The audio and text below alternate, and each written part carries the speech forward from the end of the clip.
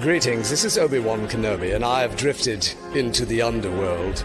The Star Wars underworld. I have a bad feeling about this. Here we go. We must go to the lower levels. The underworld. You've taken your first step into a larger world. You're after something. Ben. Since I've started the underworld, I've met so many great friends. Chris. I grew up in the 1990s, and mall packaging is nostalgic for me. Dominic. What I love most about Star Wars is that it's fun, and it's all-round good times. So, this is where the fun begins. May the Force be with us. This thing really moves! Whoa! I like this! I can't believe you came all this way to see me.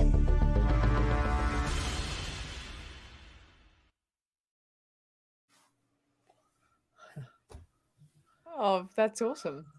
Let's just do this in the dark. There we go. How's it going, everybody? Welcome back to the Star Wars Underworld podcast with absolutely no technical difficulties whatsoever. Always perfect. Don't know what those How's it are. going, everybody? We are back live right here on YouTube. We got another amazing show for you guys tonight. We're going to be talking a little bit of lots of stuff. It's another edition of what the heck is going on with Star Wars gaming, as we receive word that the Knights of the Old Republic remake has been delayed. It definitely, what's going on there? We brought in some experts to break this down and see what the blazes is going on. And then also a long-awaited casting confirmation for the Acolyte has finally dropped, and then some new Lucasfilm trademarks. Some new Lucasfilm trademarks could give us a glimpse into the future, and then so much more. So yeah, this is the Star Wars Underworld podcast. My name is Ben. Introductions are in order. If you are new or forgotten who we are, that can happen. So tonight we got a roster, guys. If you can see it, we've got a big team tonight. Starting it off, first of all, it's our good buddy Jordan. How's it going? Hello. It's going. It's definitely going. No, I'm great. Yeah, I've been really sick until like today, so I am vibing and grateful for another day on this beautiful earth. I hear you. He is our chief tie-ins correspondent. He's got the YouTube channel Star Raptor, and since the other Chris isn't here, I can actually call you Chris. Chris Abbott, thank you so much for joining us. Hello, Ben. Hello, Hannah. Hello, Jordan. By the which I've never podcasted with you guys, so it's always fun talking to people across the globe. So I'm excited to be featured with the Culture Slate buddies. But yes, Ben, yes, it's going to be a lot less confusing this time around. And just recently, I had you on my podcast where we switched things around. I have my friend Ben Maynard, and of course, Ben, the Star Wars guy, and I was already confusing myself then. So it's nice that there shouldn't be any confusion this time around. But I'm very excited to talk about Star Wars games, but I wish it could be better news, honestly, than a game delay. Yeah. We'll get into that in just a bit. Before we do that, you heard their voice. It's our good friend Hannah Rayside. Hello, g'day there. It is such a thrill to be on the show again. Got some juicy news, and like we just said, not the greatest news, but there's a lot to unpack and thoughts that I have marinating about all this. But it's so good to be here, and look at us. We're so global. We're so from different parts of the world. Look at us go. All over International the world. show. I love it. Yep. The galaxy. Yep, it's gonna be good. And you may notice someone who's not here. Chris Seekell, Dominic Jones could not be joining us this week. They were fired. I fired get into the plot. Yeah, essentially Palpatine now, Ben, haven't you? I didn't say I fired them. I just said they were fired, and I'm the only one here. So, I don't know. Just take that as you will. Anyway, to the plugs, really, really quick to get these out of the way so we can get into the news because there's a lot of it tonight. First of all, don't be shy. Subscribe to the Star Wars Underworld podcast. You can find us at youtube.com/Star Wars Underworld, all spelled out. If you are just listening, perhaps, definitely subscribe, hit the bell thing, comment, whatever you do on YouTube's these days. I don't know. I can't keep up with it. But yes, and we are also part of the Culture Slate Network, along with our good buddies over at Eye on Canon. Definitely check out everyone over there. They got a great show and still the best podcast name ever. And also, be sure to support us on Patreon, patreon.com/the SWU. You'll get a lot of cool bonuses, including a bonus pre-show, which we just got done doing. We do it about 30 minutes before the show, and we talked about the Black Panther Wakanda Forever trailer. It was a lot of fun. So yeah, that was a lot of fun, and for only patrons to watch. So definitely check that out. You can find our merch at tpublic.com/user/the Star Wars Underworld. I don't know what we got over there, to be honest. But we'll see how that goes. And then, of course, send us feedback at swunderworld@gmail.com. We or do just send take, it to me. I Honestly, promise. I'll read promise. it. I'll be nosy and read it all. We actually still do like proper, feedback episodes and stuff like that. We do actually take your feedback. It's not just dumped somewhere. We actually do read it occasionally. It feels like it is. Am I breaking up? Slightly? You're pretty good. You're still with us. I don't have other people here to like catch my Ben Hart the Star Wars guy breakups sometimes. So it could get awkward, guys. I'm sorry. I'm just gonna keep talking. I'm gonna go through with it. You might miss something. I'm sorry. I just can't do anything about it. We'll just translate. We'll translate. Yeah, just take over the show. You'll have to figure out between yourselves who's in charge. Once I'm dead. So we'll see. And be sure to subscribe and review on Apple Podcasts, Google Play, Spotify, wherever you get your podcasts. We still do the good old audio only podcasts every Friday. Definitely go subscribe there and do that. So yeah, guys, I think it might just be time for a little bit of Star Wars news, perhaps.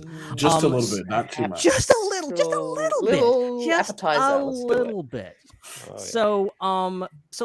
there's a little bit of Comic-Con news. I am going to save this for a full debrief from Mr. Dominic Jones. He will be back hopefully next week, and we'll get it. But we got some figure news.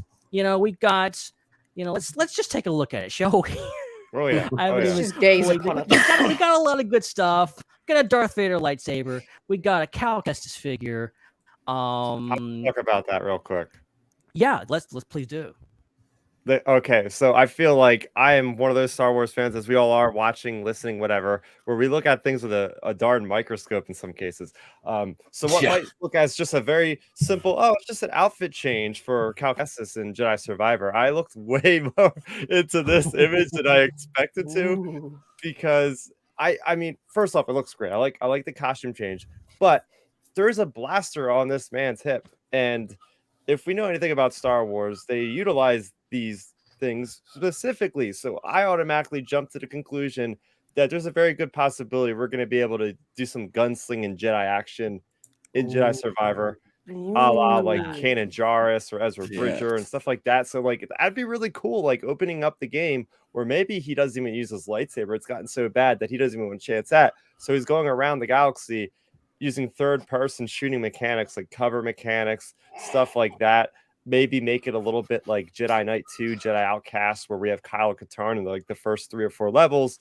It's a first-person shooter, and then it just translates into a third-person action adventure game. So maybe I'm reading too much into this, but I think that would be a really cool change, because whenever you're making a sequel in games, you're always going to be like, hey, what mechanically are we doing different to make this, not just a story, but something else that's going to get people to play it and more excited. So that's just my 2 cents, but that was the biggest thing out of Comic-Con for me with Star Wars, because I was like, oh, that is actually really cool. Yeah, that's great. And I just really love Cal Kestis. Yeah. Right. Yeah. We just want more of him. and hopefully we'll see the figure within the next 3 to 5 years. Officially, it's supposed to be available fall 2022. So yeah, okay, not that far away actually, not that far away. So let's go for that. We got apparently some of the figures are like confirming what's in the game. There's a B1 battle droid in there. There's a new K2 droid in there. Yeah, a lot of good stuff. We got like also with Mandalorian, we got a Grogu like himself Black Series figure. I bought the little tiny Grogu by himself. Oh yeah, years ago. Yeah.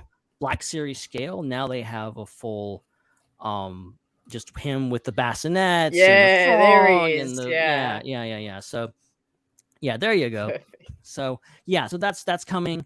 And a whole lot more. We got good old Miggs Mayfield. He's got it. He's got a figure. On the box like that. And like 3 Luke Skywalker figures. And some more stuff. Yeah, we'll get into all that later. We'll do a full report for you guys on the next show because Dominic was actually there. And I'm looking forward to it because I wasn't, so I don't know half of what happened. So yeah, that's gonna be a heck of a lot of fun. The real news this week is something that none of us really wanted to hear.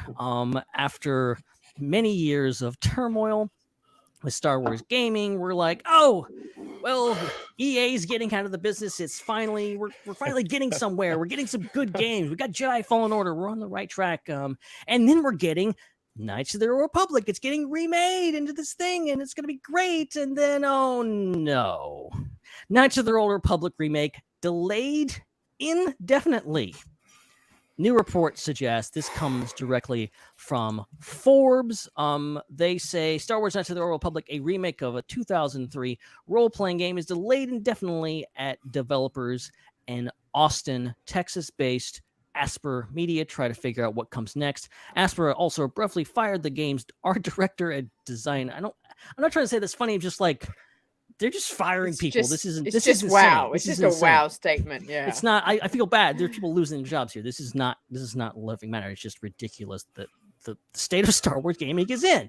And in a series of meetings throughout July, Asper's 2 studio heads told employees that the project is on pause and the company will look for new contracts and development opportunities. And then they're saying that it could be out in 2025. It was scheduled for the end of 2022.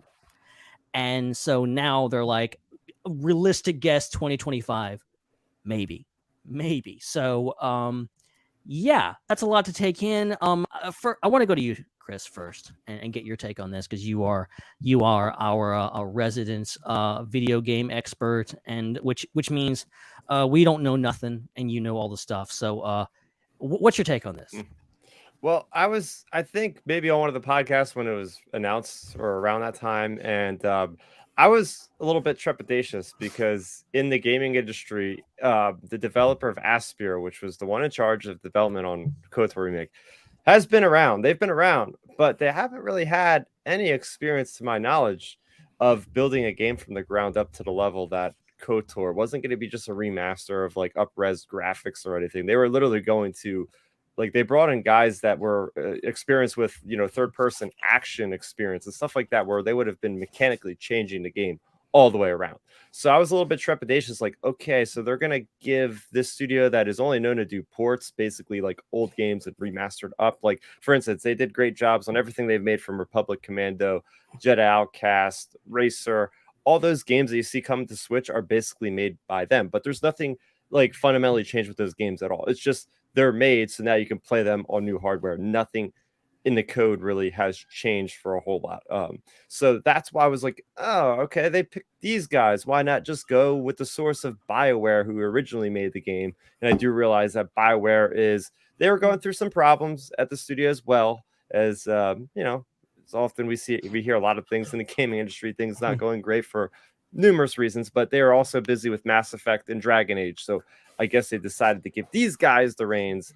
And it's kind of, it's interesting. When you don't hear about a game for a long time, you automatically start thinking of, is there a delay coming? Is there a delay coming? Because as you mentioned, Ben, this game was supposed to be coming sooner rather than later. I was hearing, by the end of 2023, it would have been out for sure.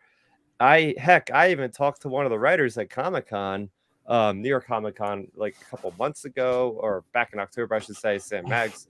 She's no longer connected with the project either. She was a writer on that, but it's like it's frustrating because we had so many of these games delayed or canceled, like going back to Ragtag, going back to 1313.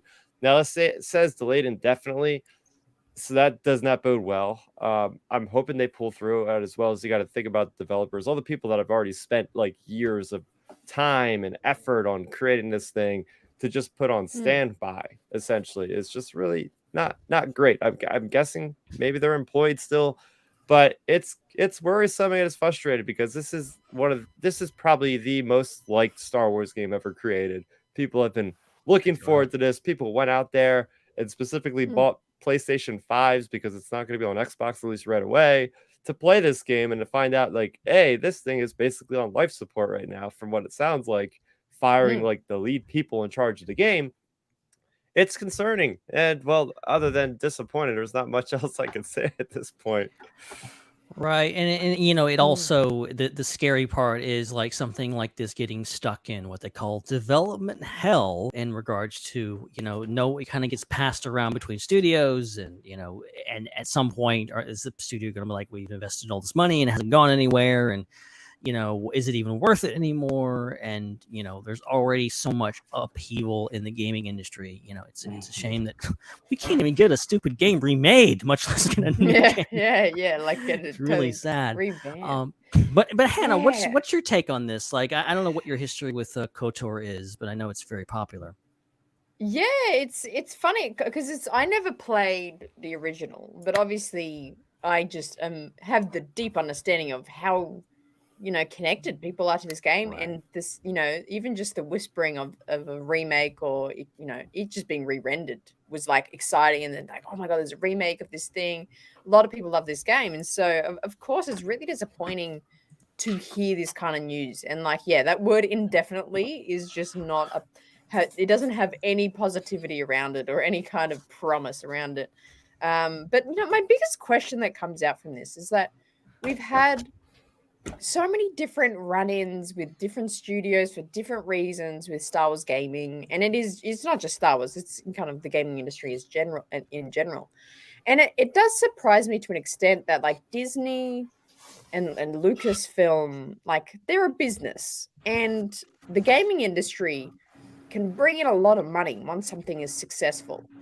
And it kind of shocks me that they're not putting more effort or kind of more time into thinking about how to make more solutions to what the problems they're running into.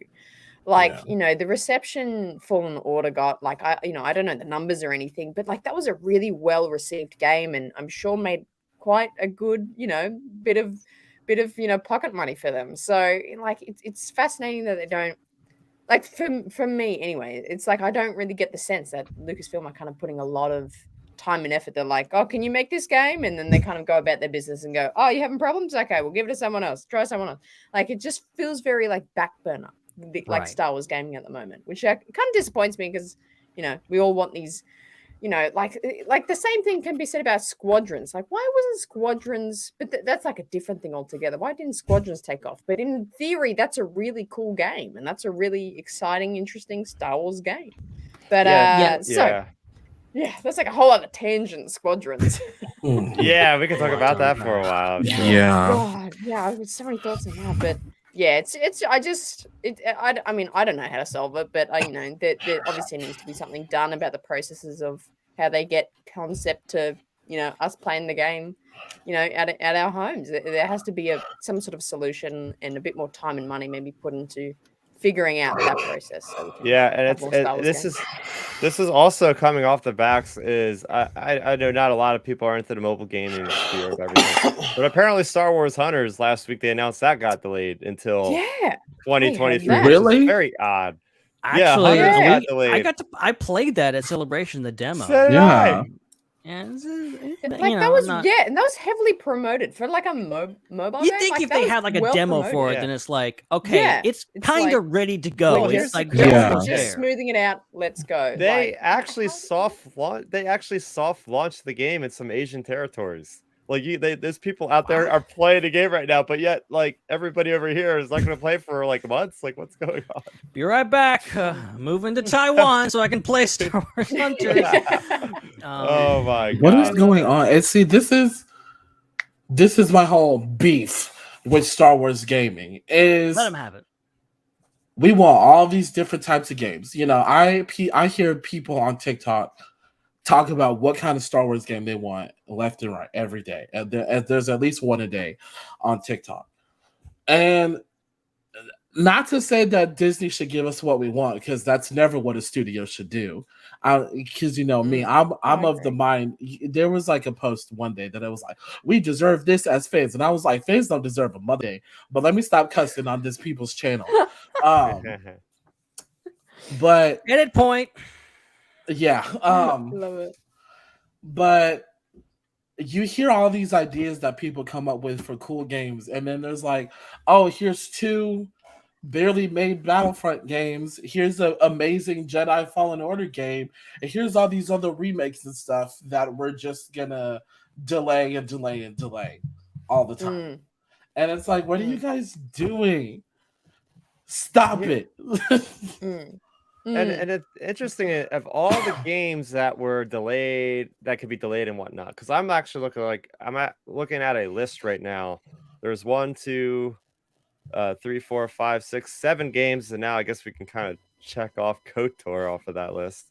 Yeah. But it's like that. First off, they said this game's going to be more a Legends game, so that I would assume that they wouldn't have to work as hard with Lucasfilm Story Group to like make sure all the T's were dotted and all the doors looked exactly as they should in canon, and all the stuff that we've heard about, like the nightmarish things that certain games have to do when they have to be in the universe in canon. So right away, it's like, okay, so they don't have to maybe deal with as much of that going back and forth with Lucasfilm, maybe.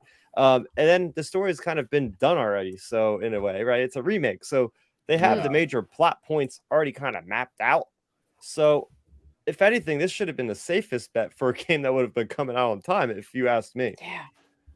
Yeah. I mean, I joke, but like it seems rather simple to just, okay, we're just remaking a game. It's nothing super complicated. We're not creating anything. There's no scripting or anything like that. You would think there's just like, okay, taking what's here and updating it. But there's obviously it's obviously not that simple. So we'll see. We shall see. I guess in 2025. Yeah. But I'll run through the list that I'm looking at for everybody that wants to know what games are currently in development. All right, so we have from EA, we have Bit Reactor's Star Wars strategy game. We don't know anything about that. All we know is that Respawn and Bit Reactor are working on that game. I'm really hoping that's going to be like an Empire at War type of strategy, like big, like fleets versus fleets, because that's a gap that they have to fill, right? They've had the first-person shooter Battlefront. They had the grand action adventure with Jedi Fallen Order. Squadrons, a nice game, and lots of mobile games, right? We also have Respawn is also working on a Star Wars FPS. I'm hoping that is going to be just a single player only injected FPS into my veins. Yeah, give us like a Republic Commando-esque game, right? Absolutely single player. Because, baby, I don't have time to play with you. I don't have a multiplayer. Don't have time for it. I can't let other players. Cannot do it. Will not do it. Battlefront still is fine. Love me some Battlefront, but that's about as far as I'm gonna take it with the multiplayer. Yeah, but yeah. I at least have like the Battlefront had single player elements, and it's the second one. So that was good to be, because that's a fun, quick campaign to run through at least. So. But yeah, we have Star Wars Eclipse, which we know that is kind of going through a little bit of trouble, both with the community as well as a little bit, as actually like getting people to work on the game. Apparently, their hiring is not going well. I wonder why. So we got that. We got Hunters. Ben, did we have a story about the Fallen Order, or not Fallen Order, Jedi Survivor release date on Jedi this? Survivor, yes. It's down a little bit. We were gonna get to it later, but we can go and talk about it now if you want to. It's You guys all talk about it now. It's yeah. I So basically, there's a rumor / report / maybe this is happening that could be arriving early 2023. So we're talking about February, late March, maybe. This is not confirmed, but it's something through the PlayStation Store. I'm not sure what the whole deal is. Yeah, basically they updated the PlayStation Store and it said March 2023. They're like, oh crap, take that down. So that's interesting, but I think it really tracks. It tracks. I heard from, not heard, but like some well-known like game influencer people are pretty spot on, and they also heard it was like in February or March, and this was a couple months ago. The fact that they're heavily promoting toys, the action figures that you said are going to be out in this fall would lead me to believe that probably in the beginning of the year, rather than have these toys come out and then have the game come out a whole year later. That makes no sense. So I think that's pretty safe to assume. But that's great. I think it's a great time. Like, we've seen how well that Lego Star Wars Skywalker Saga has done in spring. Heck, I'm still playing the darn game. I love it. And it's just, there's so much content in the game. I'm going through each planet trying to get every Kyber brick, and I'm like only 600 bricks in out of 1,200 or whatever it is. That's the thing with those stupid Lego games is it's like I have Lego Star Wars 2 on PlayStation 2, and a few months ago I decided just randomly I'm going to go and 100% this thing, and I did it. Okay, I'm very proud of myself. Whoa, wow! But this is like 15 years later. I decided, hey, I'm going to 100% this, and I went to places in that game I'd never been before. It was amazing. It was the best. That's phenomenal. Yeah, I really think Lego Star Wars Skywalker Saga will be 20 years down the line. We'll be like, you're playing it with your kids. You're like, we're still trying to finish this, and now you've got your own kids to help try and finish the game. It's such a good game. Well rounded, lots of depth, that game. But I did have a comment on top of Jedi Survivor, because I have a really strong force sensation that we will get Cal Kestis in live action, whether that's in his a full show of him, which I'm less thinking of, but I think we'll get him in a show, whether that may be Ahsoka or even Andor. Like, honestly, he could really show up in Andor.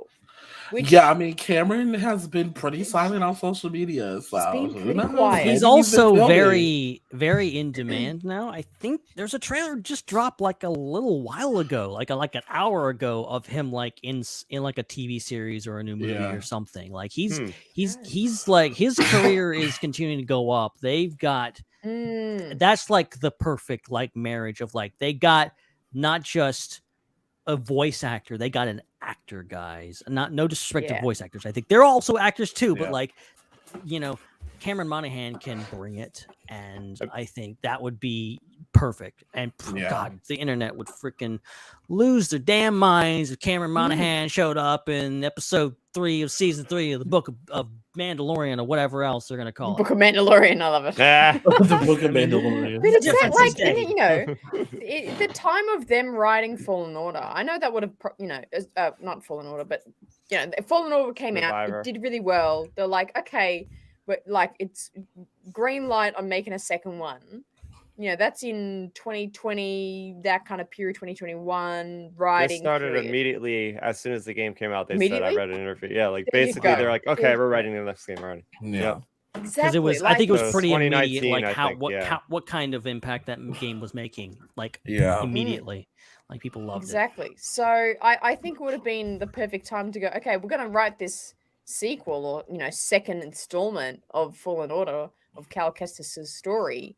Let's put in some tie-in stuff that it can fit in a live action show, that his character, like, he's not dead yet, or, he's not doing this thing yet, because that's going to be in live action, but we're still going to be able to play the game here and it still perfectly connects. Like, I think it just seems too logical not to happen. The only pitfall there is, like, if he shows up in like Mandalorian season 2, season 3, or Book of Boba Fett season 2, if it happens, or even Andor, it's the kind of the automatic confirmation of, well, we know he survives the games. Yeah.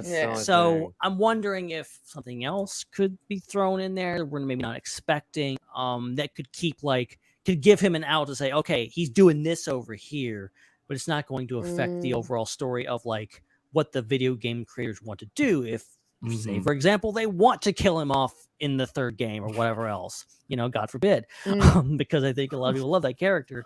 But like, let them tell their story too, is what I'm saying. Yeah, because Jedi Survivor is going to be kind of right where Obi-Wan is, right? It's 5 years after the events of the first game, which already took place 5 years after Revenge of the Sith. I had not heard that. Right halfway between the trilogies, right around Solo, right around Obi-Wan. So they could, put that game there. But yeah, they would have to, I mean, so there's a 5-year gap there between the first game and the second game. So maybe they can find a project that might take place in there. I know Cassian Andor is actually further along in the timeline, so I'm not sure if they would do that then. But hey, there's, they don't want to wait too long because he is at that perfect age. I mean, Cassian Andor, right? They got Diego Luna to play a character like younger than himself, way younger than he was when he did Rogue One. So they can work around that with makeup. It's not like he's asking, Mark Hamill to play himself 30 years ago or anything like that. Yeah, like Diego Luna is literally playing a version of his character that is 5 years younger than he was in Rogue One, even though we are more than 5 years removed from Rogue One production. Because when would they have filmed that? When did that movie come out? That was for 2015. It had to be 2015. Yeah. So filming in 2013 and 14. So like 8 years younger than what he was. Yeah, and that's apparently interesting. This has been surfacing. Sorry for going down a tangent, but I have to. If we're talking about the age of Cassian Andor, apparently, according to a visual dictionary, somebody puts on Twitter, Cassian Andor is like 26 years old.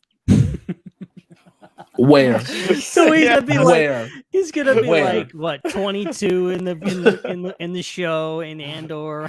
He's played by somebody that's like 50 something. I mean, he looks great. Diego looks great. Okay, well, he ages well. Well, let's go ahead and transition. You gave the perfect little transition point here. There was a new little interview with Total Film,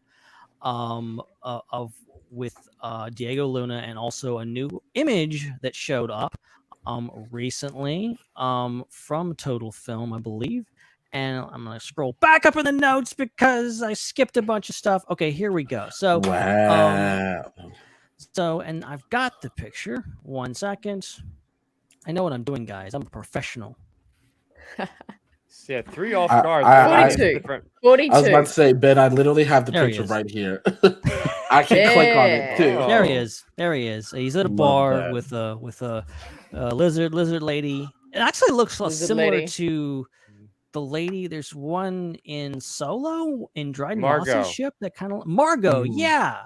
She's in the Crimson Rain comics. That's the only way I know. I was about to say, why did you just know that? Crimson Rain. So I love it. So yeah, we got some, and also Diego Luna spoke a little bit about this. He says the upcoming series, however, starts 5 years prior to with Cassian. As far as you can imagine, that makes no sense. I don't know why I started like in the middle of the sentence. Diego actually says, I had already answered many of the questions that the show itself answered. The show answers myself for my process as an actor for Rogue One. And then he says, now I had a chance to explore with that showrunner, Tora, who's an amazing collaborator and beautiful writer. And says that talks about sorry, I'm just losing it. I'm actually losing it right now. He's been in this fight since 6 years old. Is this talks about a wounded man? We find him in a place where he's not aware of how capable he is of transforming or being part of change or executing such a sacrifice. But he is a man that comes out fighting since he was 6 years old. He's very interesting, dark, wounded person. You're not going to believe he's capable of what he does in Rogue One. So I think what he's trying to say here or what he was actually saying, and I just butchered the quote, is that Cassian is completely different in this. Like, he is far removed from, like, on the verge of becoming a hero in Rogue One. And like, in Rogue One, he's a bad dude. he's a real bad dude. Like he's killing people, he's shooting people in the back, like he has no mercy, and he has a very strong character arc in that movie. You can imagine going back in time 5 years, trying to figure out where he is as a person. Also, you know, having this, I don't know if they're trying to cover up some stuff with the big old beard or whatever.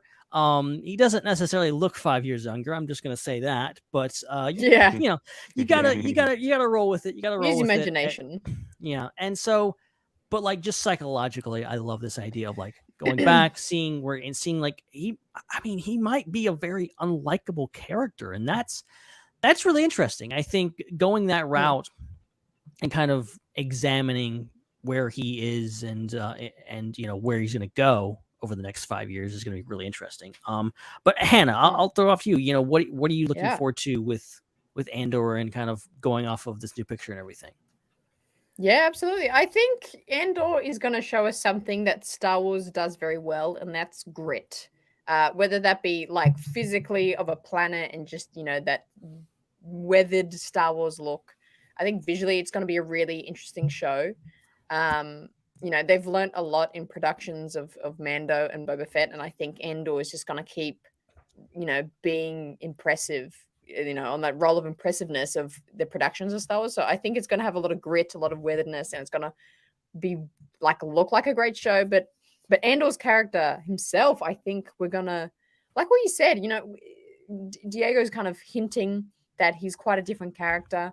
And, you know, Cassian's already an interesting character in Rogue One. Like what you're saying, he's kind of a bad dude, but he's kind of the hero of this rebellion. Like it's kind of all these backwards situations, but it all fits together. And I kind of, what I hope to see of the show is Cassian kind of going through some traumatic events. And I think Star Wars does this well of how war or how conflict shapes a person and what you do with that. Right. So I definitely think that's what we're going to see. I think we're going to see Cassian maybe a bit more innocent.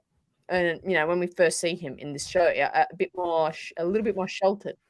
And we're going to see him kind of exposed to big conflicts, big bad, you know, fighting, empires coming in, treating people and civilians badly and poorly. And maybe that's to Cassian's family, or I can't even remember. Do we know much about his family?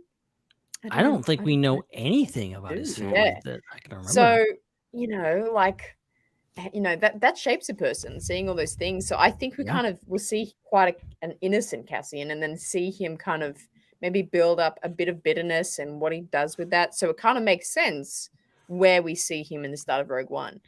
But you know, they can do that in a very interesting way. And I think I have lots of faith in Diego's performance, that it's going to be really well done.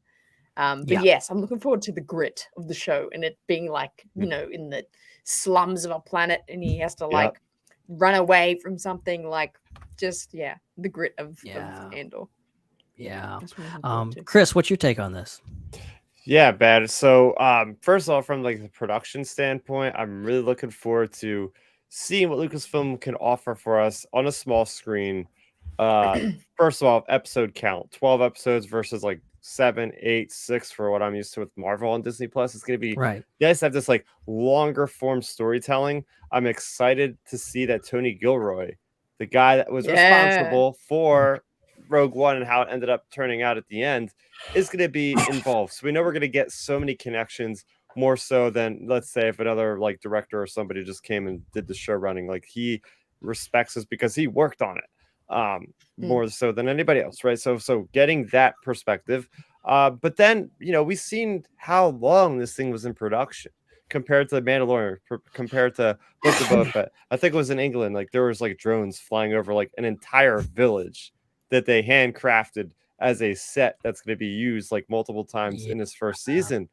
That gets me so excited, because as much as I like Book of Boba Fett and Mandalorian, you know, they rely a lot on the volume, right? But I don't really notice that sometimes. Most of the time I don't. Sometimes I do.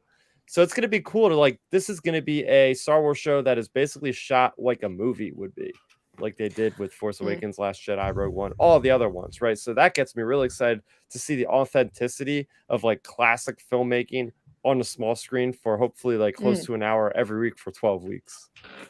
Yeah, I'm not saying I agree with this opinion, but it's it's a bit of chatter that I've been hearing various podcasts and certain quarters of the internet, and it's surrounding the volume, and some people being like, some scenes I can tell it's the volume, other times I can't. Actually, I think I was listening to Kenobi Castaways, like you, Hannah, were like, one scene that like you said, hey, this looks like it's the volume. And I don't disagree with it. I think there is certain instances where like, this was probably done on a soundstage, and like you watch The Mandalorian, and then you get to, you know, the tragedy, and it's like, okay, this episode was actually shot on a outside. Like this wasn't on the volume. This is outside. It's blatantly obvious. That felt very real. Yeah, it's like very we're in California now. This is real. This is real. Yeah. So, you know, I think they will do well to mix it up. I understand The Mandalorian was a situation where they needed the budget. They needed the budget to be low to make this happen. The whole reason the Star Wars Underworld show way back when that George Lucas wanted to do couldn't happen because it was way too expensive to do. And now through the volume, they found new ways to do it. So like the volume made all these shows possible, but let's go outside a few times.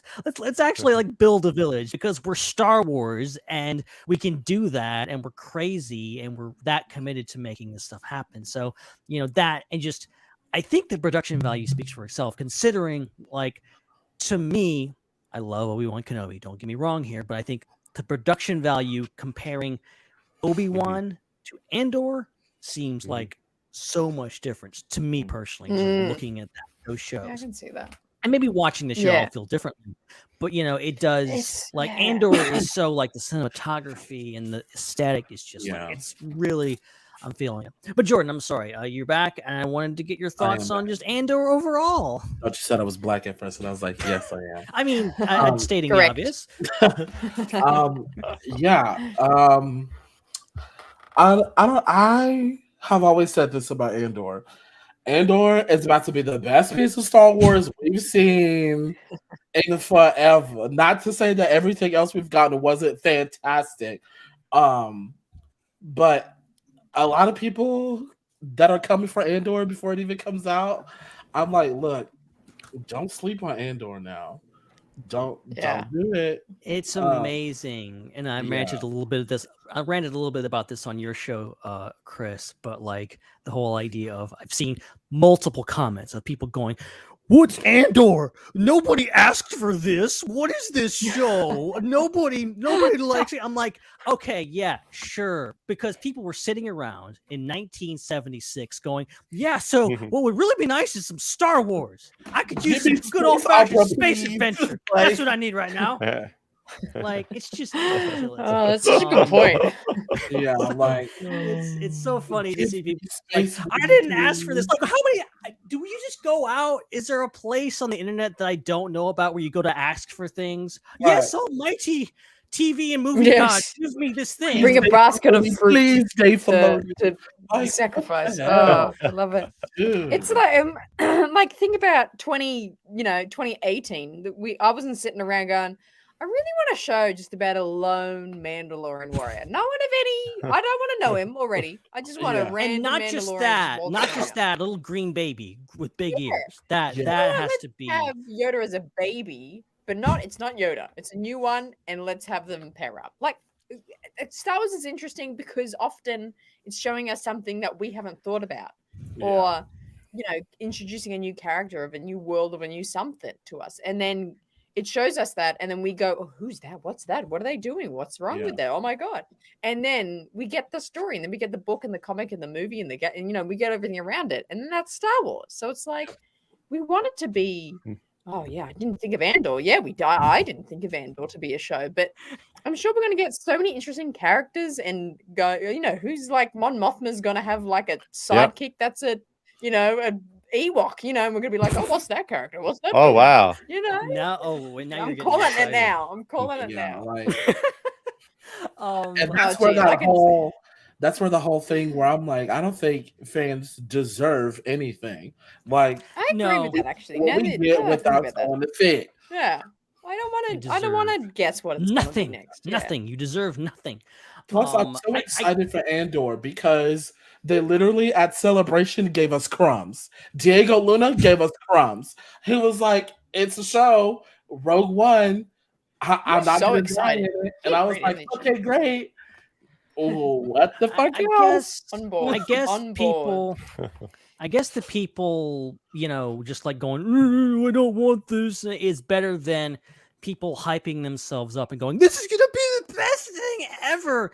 And then for the next 20 years, they talk about how much they hate it because it literally wasn't what they lived it up to be in their head.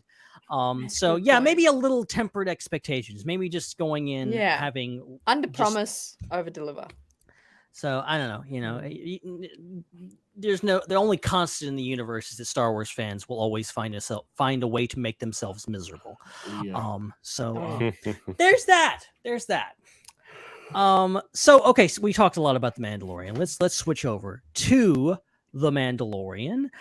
We got some news straight from the Mando's mouth about season 3. Pedro Pascal is out there talking about a lot of different things, and he's talking specifically about Din Djarin and his newfound leadership role, as in the leadership role he does not want.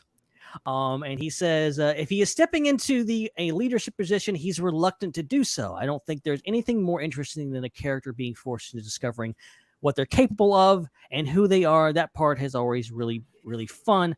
Also, from my point of view, there's so many searchable ways to find tonality of that. I just tried to achieve the subtleties of what kind of character development, of that kind of character development. So I love these focusing on this because it is something about, it reminded me of the quote from a little conversation that Leia and Bail have in Obi-Wan Kenobi, where they're having, and Leia's mad and she's like, but I don't want to be a senator. I don't want to do this. And Bail tells her, that's probably the reason you'll be the best one. You'll be one of the best ones because you don't want to do this. Line. Also, be careful what you wish for. Your whole plan is going to continue. We try not to talk about that. But just the theme of leadership being thrust on people that don't want it versus people that do want that leadership, of, and people that are just in it for everyone else and aren't in it for themselves, don't want the power, are just trying to do the right thing. Leia is a great example of that. I think Din Djarin is going to end up being a great example of someone who wasn't like Bo-Katan. Like Bo-Katan has a lot of skeletons in her closet. Someone who really wanted that power, really wanted that throne. And where did it get her? And I think Din Djarin, it makes sense that he's the one with the throne / Darksaber. And I like that now we're going to see someone who absolutely got more than he bargained for, but I think will be the one to save Mandalore. So we'll see how that goes. But Star Raptor, I mean, what are you hoping for in season 3? I don't know how much of the footage you've seen from what came out at Celebration, but a lot to expect. Yeah, I've been purposely not watching it because I wasn't fortunate enough to get in any of the rooms to see that panel. Wise or man. Both panels. So I'm the potato quality footage. Exactly. I want to experience it the way it was intended. Okay, so there's that. But yeah, I think it's gonna be great to have a character. Obviously, we want to have characters have arcs and characters have development. So if you see him in episode 1 of season 1, just a lone gunslinger out there in the Outer Rim, going to become somebody that's going to unite all these clans to have that leadership ability. You look through all those episodes, that transition, how he grows over time. That's great storytelling. That's what we need from our pivotal, big character of the show, obviously. So, I mean, yeah, there's lots of things with Mandalore, going back there, cleansing himself and all that sort of thing. But that will say a lot for the character. And I'm excited to see where he ends up Is he gonna just keep the helmet off because that'll inspire more people or whoever, Mandalorians, whatever? But yeah, I'm locked in. I'm excited to see where it goes. Right. Absolutely. Jordan, I believe I was sitting right next to you when we saw the footage, so I think I know what you've seen. So what's your take on all this? Very much like you saw me doing at the panel. Yeah. Right. Okay, so like Babu freaking fam, that's what I'm most excited for. I'm not even trying to be funny. I love me some Babu Frick, okay? Like, love me some Babu, okay? I'm not even trying to be funny. Like, I love it. I hope it's not just a cameo, but you never know. We shall see. Yeah. I do not think Mark Hamill and whoever else is playing Luke are done for some reason. Really? I just kind of feel like we're gonna get one more little Luke thing, and then it's gonna be done. Because I don't know. I don't even know why I feel like that. Something in the back of my head is just like Luke's gonna come back, like maybe towards the end of the season, like he did with Boba Fett and and season 2 of The Mandalorian. Yeah. Ahsoka probably won't come back. Probably aren't seeing Ahsoka again until her show, which is fine. I'm cool with that. And I'm ready to see Mandalore and Bo-Katan. I'm ready. Yeah. It should be interesting to see how season 3 plays out now that they've gotten all the stuff out of the way. They've gotten the big cameos out of the way that we some of them we expected and some of them we definitely didn't expect. You got your Bo-Katan, your obviously she's coming back. You got your Ahsoka, your Luke Skywalker, your Boba Fett. They're all out of the way. They could come back, obviously, with little problem, but they also don't need to address them because they've been past them. So, like, I'm very interested to see, like, obviously there's going to be a lot more Mandalorians. There's going to be a lot more stuff happening, possibly on Mandalore itself. So that's going to be weird. But, like, where does this actually go? I'm very intrigued. But Hannah, what's your take on this? Okay. I have had this strange thought, and I am 90% joking, but also 10% very serious about this theory. We haven't had a whole lot of Star Wars romance in recent years. We have, we got our Han and Leia. You're not wrong. We've got You're our not wrong. Anakin and Padme. Yep. But we haven't had a lot of it recently. What if we're on Mandalore, we're having a bit of a power struggle, and who's gonna do what, who's in charge of what, and through all this, Din Djarin and Bo-Katan strike them, shocking them both, start to see that they have a lot more compatibility than they thought. Does Hannah ship Din Katan? We have a Mandalorian power romance that they become the king and queen of Mandalore, I believe, in this just epic Duke and Duchess coupling. Duke and Duchess, that of course, it's not Queen Satine, it's Duchess Satine, of course. Which is, it's kind of off the wall. It's not going to happen at all. I don't think that'll ever happen. It's been in the back of my mind. I'm like, that would just go ahead and tell us right here, right now on Star Wars Underworld. Are you a Din Katan shipper? Absolutely. Okay, there you have it. She admits it, Your Honor. I gotta go into the depths of the shadows again. No, but I think, it definitely has to be on Mandalore. Definitely has to be some sort of struggle between Bo-Katan and Din, and I actually don't know how that will play out, to be honest. And I don't know who's going to be involved. What's Moff Gideon? Wow, I forgot his name. I was about to call him Moff Giancarlo. He's like around. He's not dead, right? No one killed him at the end of Mandalore. He got a swift butt of a gun to the face, but he got arrested. Yeah, but he's still around, and Giancarlo Esposito has been talking about filming scenes and stuff like that. So he's back. Like was nothing in the trailer with him, but He's around somewhere. Yeah, what's him up to? And we have all these hints of this scientific experimentation, and they're kind of slowly at the end of random episodes like discovering that we're doing all this cloning in the background. Like, I hope to see more of that, because I am one of those believers that I think there's all these little seeds in all these shows we're getting now that is leading into Snoke and Force Awakens and the sequel era. I think everything has little Which is so hilarious considering all the rumors about they're gonna retcon the sequel trilogy. Like, are you even watching these shows? Yeah. Like, they're clearly they're literally creating Snoke right now. The prequels. They're literally creating Snoke right now.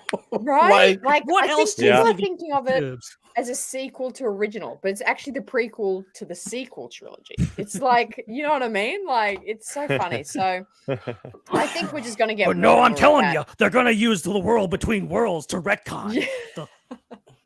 Oh my That's god! like the best theory yet. Oh man, world between worlds. Chaos. I hope that comes back in something. I think in season 3 we're finally gonna get a Finn Poe relationship. I reckon. I ship it. Talking about Star Wars romances. Don't get enough of it. There's not enough of them. There's not enough. Give us a good. Okay, you're not okay. It can't just be a romance. It has to be a romance with a happy ending. Okay. One of them can't kiss, and then the other one dies. Okay, they can't do that to us again. No, I didn't even know what that was. Like, it wasn't a romance until that moment, I think, for me in the sequel trilogy. And look, what am I referring to here? Am I referring to Rey and Ben? Am I referring to Kanan and Hera? There's multiple. There's multiples where they kiss and one dies. That is why is that a thing? It's a thing now. So yeah, spoiler alert. Obi-Wan and Satine didn't even have to kiss for one of them to die. Oh, that's so true. Yeah. Oh my gosh. But I do hope for some. I'm hoping for some Satine nods. I'm hoping for some. If we're going to be on Mandalore, I want to see. Oh no, Maul took that to his little lair. I was going to say that big Picasso painting of Satine. Bo can talk about her sister. That's the other thing.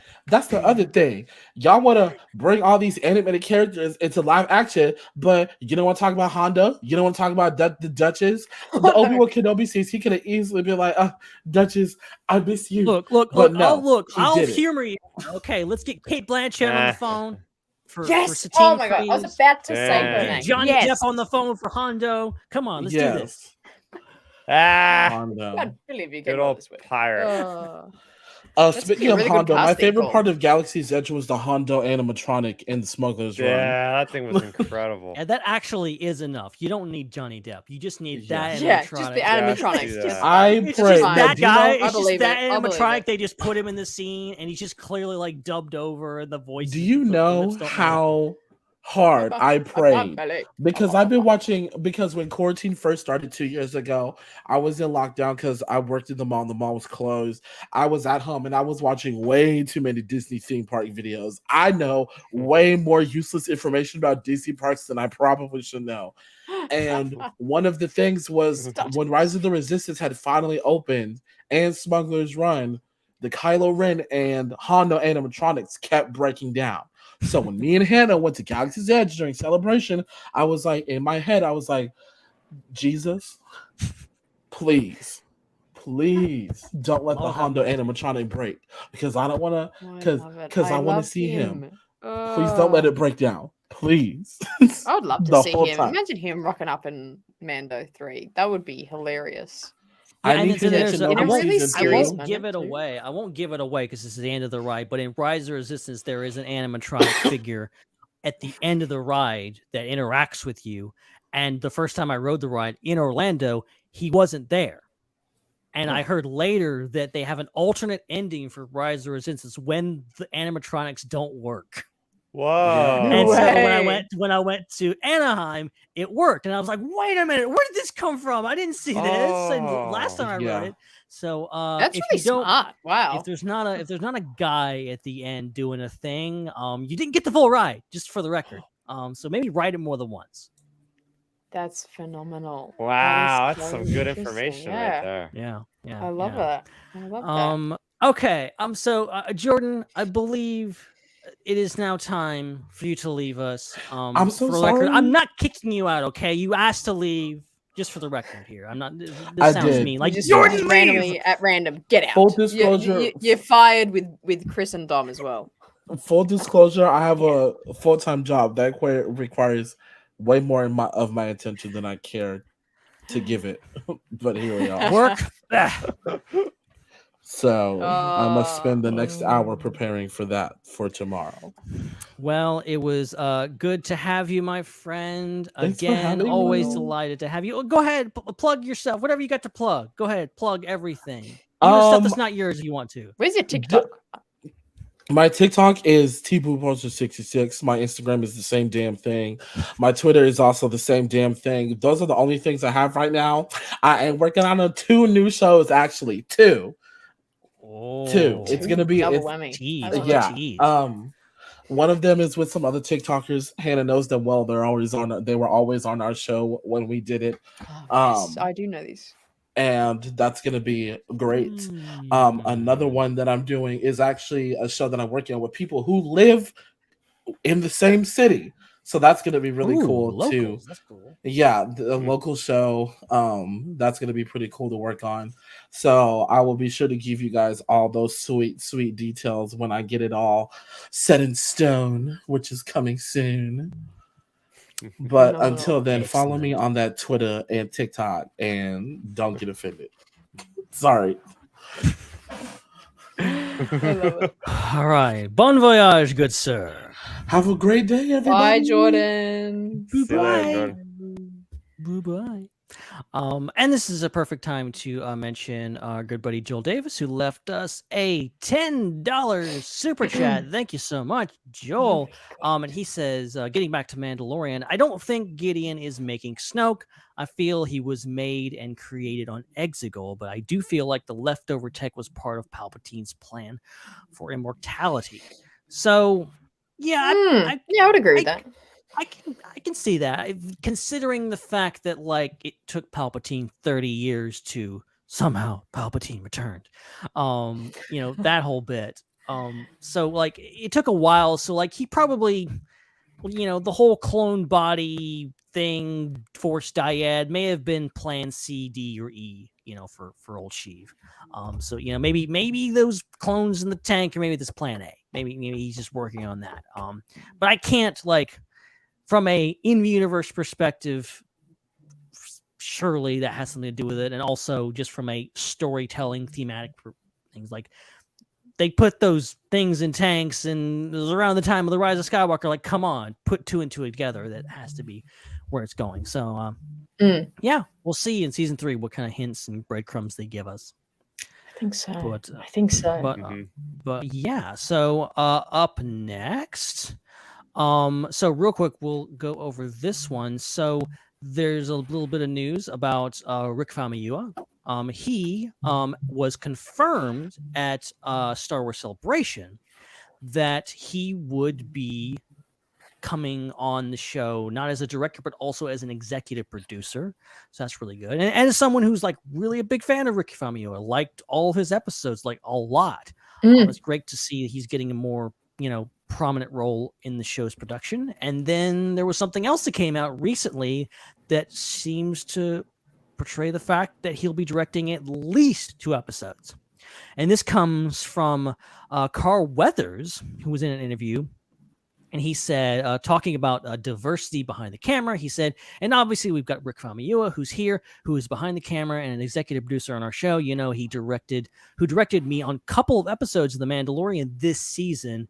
I'm a huge fan. So he specifies this season. You could have just left it at a couple episodes. We would be like, oh yeah, he's Rick Famuyiwa's, he's been around. He's done a Mandalorian a couple times, but it seems to be really involved this season doing a couple episodes, which makes sense because he's an executive producer. He can do that. So yeah, I'm a big fan. I don't know if you guys have any thoughts on this, but I like him a lot. Definitely, he's got a lot of positivities. His episodes were really, really good. I think it shows a lot of confidence in Lucasfilm when they kind of back people that are, successful in what they're creating with Star Wars, and giving them confidence. And I think Lucasfilm has always been that. They like take someone, not that Brick Family wasn't established before this, but someone that fits into Star Wars well, and they go, yeah, you fit, you're doing well, you love it, and we love that you love it, and we're going to support you with that. So I just think it's a really positive thing to be so believing and happy to have him continually on board, and in a bigger way every season of something that he's doing. So yeah, I think it's really cool, and yeah, big fan. I think he's done really great episodes. Yeah, it's cool to it's cool to see, and as much as I like Obi-Wan and I do enjoy the show, but there's one creative force behind that, but that's a good thing. It could be a bad thing, right? Because then you look at Mandalorian, you look at Book of Boba Fett. Each director that comes to that project, including Rick, brought their own kind of flavor, their own kind of flair. So the episodes shine differently when you look at them each individually. Like you look at that second episode of season 1. It's got the like Indiana Jones vibe, but then that 6th episode, I believe, when they're breaking out the different character there, and it's got like that cool soundtrack that's like all his fingerprints are all over that soundtrack and everything else, like the choices that directors make. It's really cool to see that. I love the episode in season 2 when they're on that heist to get the fuel or whatever it is, and they're just fighting on top of the different vehicle there, and that was just a really good choreographed scene. So he does action really well. So I'm happy to see that they're just acknowledging like this guy is really good at what he does. Let's bring him in to have even more of a creative kind of footprint on what we're doing here. Yeah. Did he do an episode of Boba? Did he do one in Boba? I don't think so. I don't think so. I don't think so. It would have been great if so. And I could be brave farting here and saying otherwise, but I don't think so. I'm gonna look that up. Yeah. But like thinking back to The Believer, that was, in my opinion, top tier Mandalorian and top tier Star Wars. Really great stuff. So like the fact he's coming back is gonna be great. Real quick, kind of adjacent to this, Joel Davis with another super chat, $5 this time. Thank you so much, Joel. He says, okay, fact check. Palpatine had a clone body ready to go during Return of the Jedi and force transferred himself immediately as he fell down the shaft. Yeah. The audacity of this old man. He's sitting in that chair going like, oh yeah, come and strike me down. I'm so powerful. There's nothing you can do. And he's like, no, over here, I'll have a clone body just in case. He's got a backup plan. Yeah, so like his bodies, and this is explained in a novelization as well as I think Shadow of the Sith might have a little bit of information, but what it is like he's putting these bodies out to try to take that host of his dark spirit. His dark spirit is so great because he's all of the Sith, right? His body just corrupts and corrodes anybody he goes into, which is why he's needing Rey. So it makes sense, like if you're looking at going back to originally what he wrote with the Mandalorian, or whatever's going with the Snoke bodies there, or we think they're Snoke, but maybe they are replacement bodies that they're trying to make for Palpatine, because it's that 30-year gap and he's still trying to look for things. So I could see that going there as well. And like maybe in the meantime, some byproducts of the bodies are like, hey, let's just try to make this force sensitive clone or whatever and throw him out there to cause havoc with the First Order and everything else going up. Because we know about Snoke, it's like so interesting because Lucasfilm is not ready to give us exact dates, because we know from some novels and different things that like Ben Solo had interacted with Snoke at certain parts earlier in his lifespan. We don't know exactly where that falls yet. We don't know if it's like 10 years after, Return of the Jedi, or like 5 years. We don't know any of that information yet. So they're like really holding those cards close to their chests, with whatever stories that they want to tell. So I still want like a trilogy of like Ben Solo books or something that include like Snoke like goading him in the background or so. I think that would be pretty cool if they're never going to do it on screen, at least. That would be interesting. That would be really cool. Yeah, I'm hoping we'll, I know it annoys a lot of people. Somehow Palpatine returned. I know it pisses a lot of people off, but like, that's like my, like complaint 897 for Rise of Skywalker for me. But I still like want to know more. I love that the books and stuff are fleshing that out more and giving us some answers. So that's fine. Okay, so some of the biggest Star Wars TV news broke just a few days ago.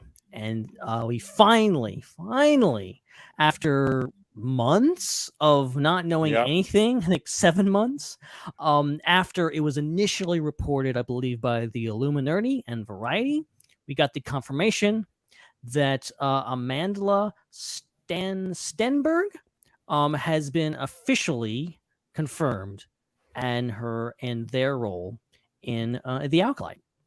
And this came via their Instagram, which was about time. I mean, it's funny. We came through Celebration, Comic-Con, all this stuff, nothing. And then just a random, I think, Friday or Saturday, they break this. And they say, next stop, a galaxy far, far away. And I'm so excited to finally announce I'm joining Star Wars The Acolyte. And Amandla seems to be our star. Seems to be the person up at the top, and I don't know a lot about them or a lot about their filmography, but very exciting to finally get a confirmation of this, and finally start maybe hearing something about this show, because I don't know nothing about it. I want to know so much. All we've gotten so far are just interviews with the writer and director, which I always blank on her name, the one behind Russian Dolls. Leslie Headland. Leslie Headland, yeah. So to actually, and I don't know if Amandla was rumored several months ago, like that name does sound familiar from a rumor perspective, because I also don't really have any experience with watching her in anything. I looked at her IMDb. It's probably the most notable thing that people might know her from is one of the Hunger Game movies, I guess. Never really got into those, so can't say I've seen it. But it was funny because I was watching some of the Comic-Con coverage. I was watching one of the live streams on IGN or whatever, and they were interviewing Amandla for something else she's working on currently. Of course, they're like, as a studio, we don't, if we don't ask you the questions about Star Wars, we get fired on our end. So we got to ask you, can you tell us anything? And they're like, nope. Same thing. Like they got the snipers trained on me, essentially. If I say anything, I'm gonna just get the red dot on my forehead. So absolutely. But it's shaping up to be an interesting cast, the whether it's only just rumors of who's going to be in it, and we've had a couple of people. Who else have we had confirmed?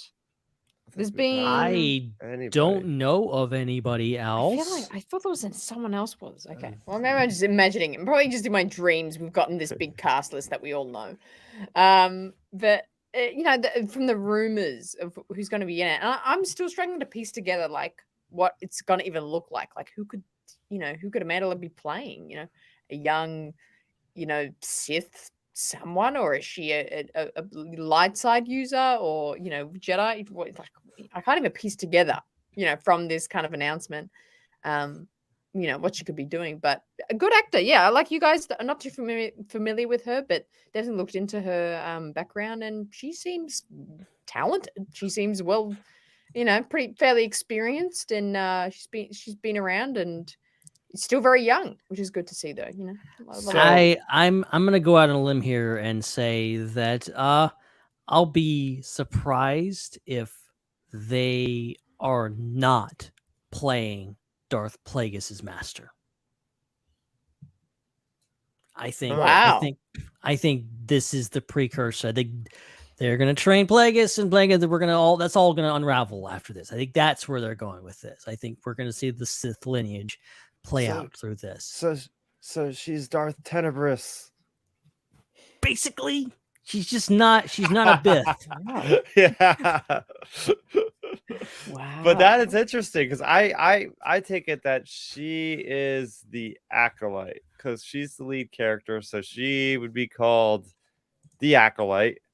And I'm just very interested in the show because like That's something that we don't know of. And this is taking place at the end of the High Republic. So we don't, they say this is like decades before. There's literally the term they use, decades before the Phantom Menace. So there is that territory that's very murky, very gray. If we're looking at the High Republic right now, it takes place about 150 or 200 to 350 years before Phantom Menace when it's all said and done. But there's that little gap there in between High Republic and Phantom Menace, right? So it's interesting to see how that transpires with the Sith, because currently in the High Republic, we don't have a mention of what the Sith are doing in the background. So it seems like a lot of Lucasfilm is just saving all this Sith, like, working in the back room type of shenanigans for this show, maybe.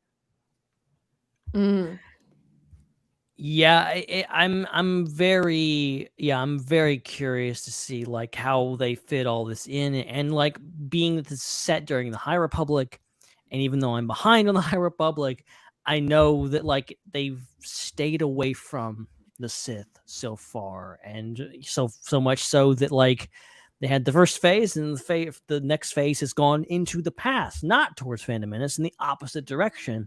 So how this is all going to play out, and how, I'm assuming we'll be on phase 3 or 4 of the High Republic by the time this show comes out, and I'm assuming much closer to the Phantom Menace. What does this mean for these characters? And and we know the Sith are out there. They have to be working their magic. They have to be manipulating things, even though we don't see them. They're around. They've been around for 1,000 years, even though the Jedi thought they were extinct. They're not. There's at least one Sith out there.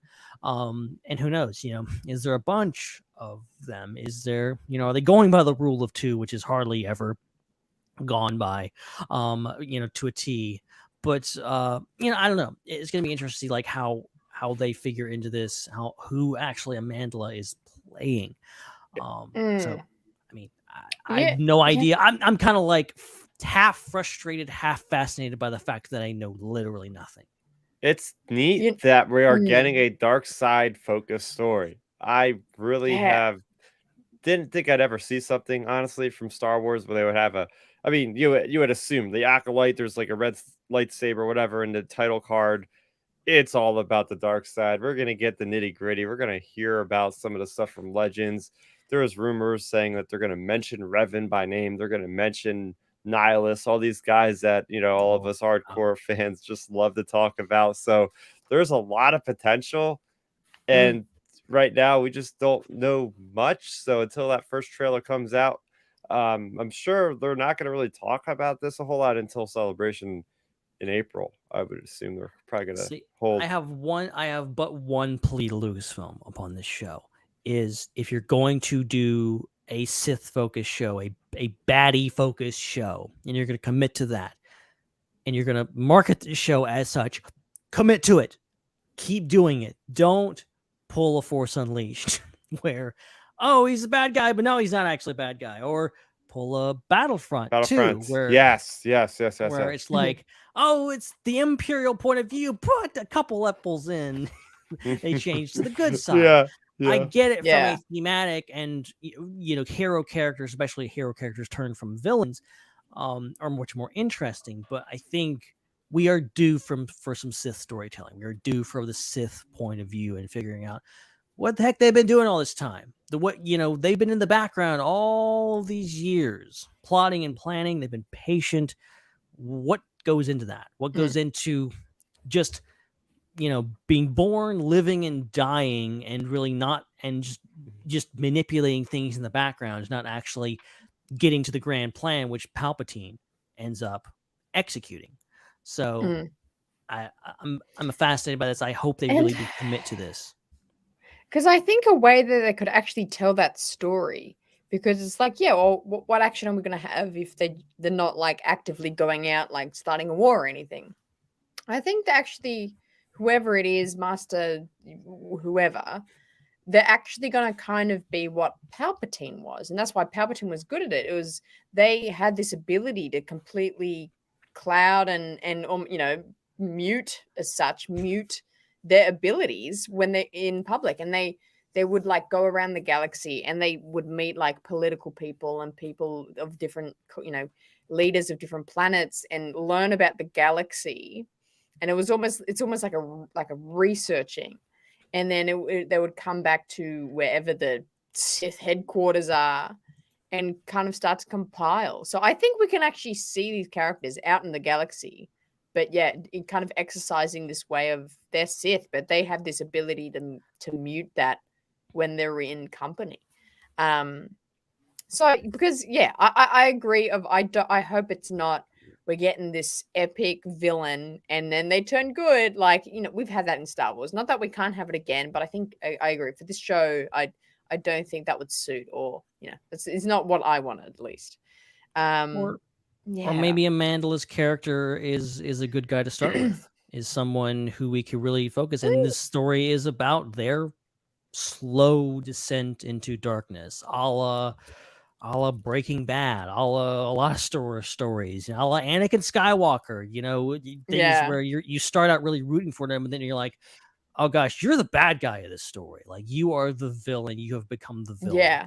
And that's not fascinating. a good person. Yeah. I want to see like the Sith be like the assassins going around, Jedi finds out, oh, the Sith are here, but they kill them before they're able to tell anybody what's up. So they're working in the shadows, literally going around Coruscant or whatever seedy underbelly, just like kind of talking to the criminal syndicates and some sort of things we've seen in Clone Wars a little bit with Maul. I could see them working all different angles, but then just covering their tracks so well as we know they did for not being seen for a millennium. So that line could that says that obviously we can't have like a huge battle with Sith and Jedi because that would get out there, but there could be a lot of clandestine kind of activities that'd be really interesting to see. I think you could have a big battle between Jedi and Sith, but all the Jedi would have to die by the end of it. Yeah, like every single one of them.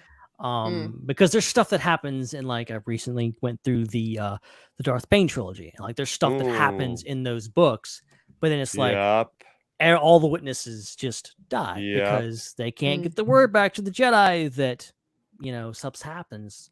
And so there's a lot of stuff, I think, possibilities there. Here's another super chat from Joel, $5. Thank you so much, Joel. He says, didn't the old Underworld show Lucas work on have a plan to say Palpatine fell to the dark side because of a woman? Recycled idea, maybe? That was apparently a thing. Apparently Palpatine, good old Sheev Palpatine, became the most evil person in the galaxy because of a bad breakup, apparently. So that was a thing for a while. It was something that George Lucas himself came up with. So take that as you will. Maybe it'll come back up at some point. Who knows? We don't know how close to the Phantom Menace this show will be set. I'm expecting considerably far back. That's why I'm saying, maybe it's Plagueis' master. But Joel talked about earlier, what if they are Plagueis? What if Amandala's playing Plagueis? We don't know what Plagueis' species is or who they are in canon, so anything is possible. I would love how yeah. Go ahead. I was just absolutely How wild would it be? Just like you get the whole series, like 8 seasons worth of the Acolyte, and you get to the end, and you're like, I now pronounce you Darth Plagueis, and you're like, oh my god! Oh wow! Yeah, that's not going to happen. Now that I've actually said it out loud, it's not going to happen. Anyway. But I was going to say, if Amandala will play Plagueis, absolutely that would be brilliant, and I'm sure she would do it brilliantly. But also, we just got to get ready for all the haters that are going to hate that's going to not like that it's a woman. There's going to be this little sect of people of Star Wars fans that are just going to be like, Plagueis isn't a woman, and oh man, that would be hilarious. But I would love to see it. Yeah, that's not going to go over well at all with those people. But are those people ever really happy? Ever? Ask yourself that question. No, they're not. So, do we really care? Hell no. No.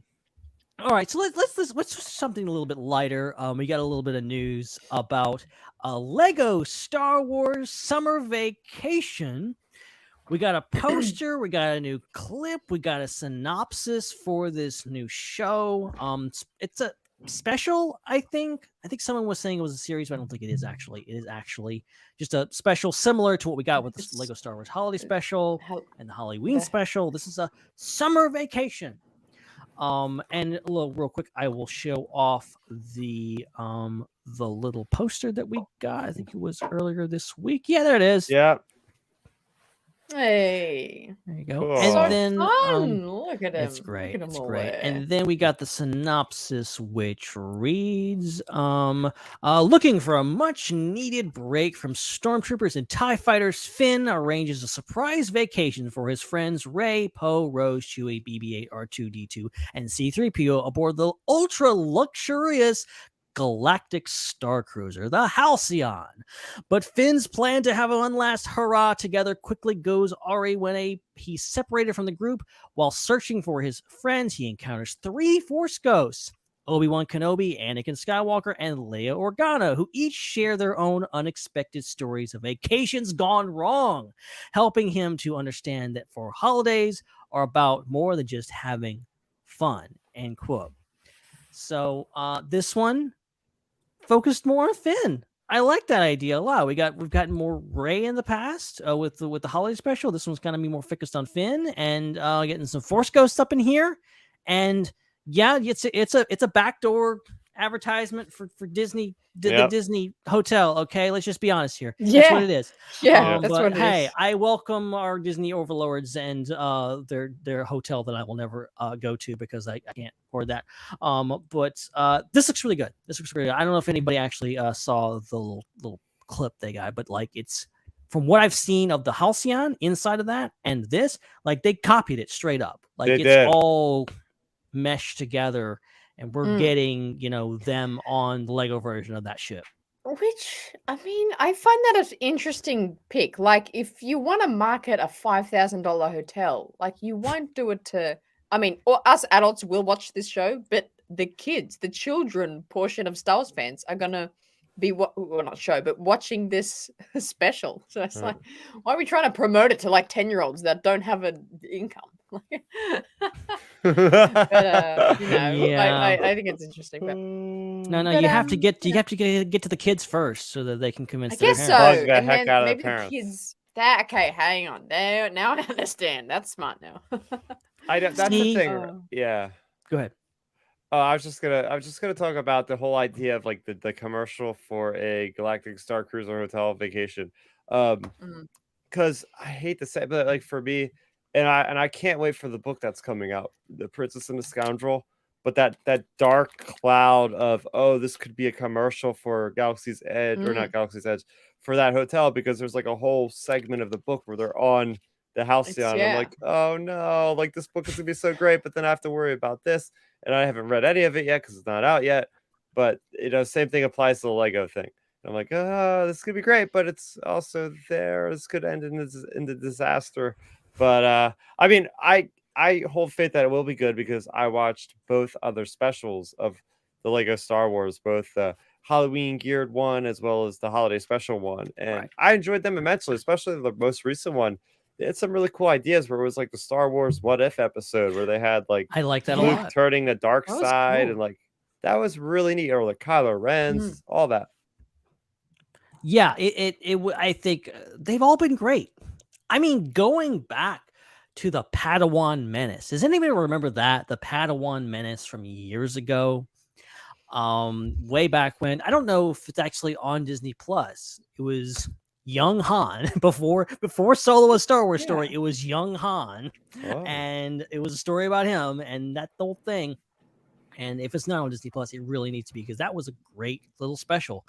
And Lego is just continued to hit it out of the park with these shorts. As much as I love the whole Lego Star Wars, the whole thing with not speaking, the fact that they've embraced this kind of goofy style storytelling that has a lot of heart to it, I think is great. I'm really looking forward to this. I love that they're just like, continuing with the seasonal ones. Yeah. We're probably gonna get, I don't know, what will they do? Will they do Easter next? Will we get Star Wars version of Easter? I don't know. But Valentine's Day. Any bets on what other holidays they're gonna make out of this? Because I'm game for all of them.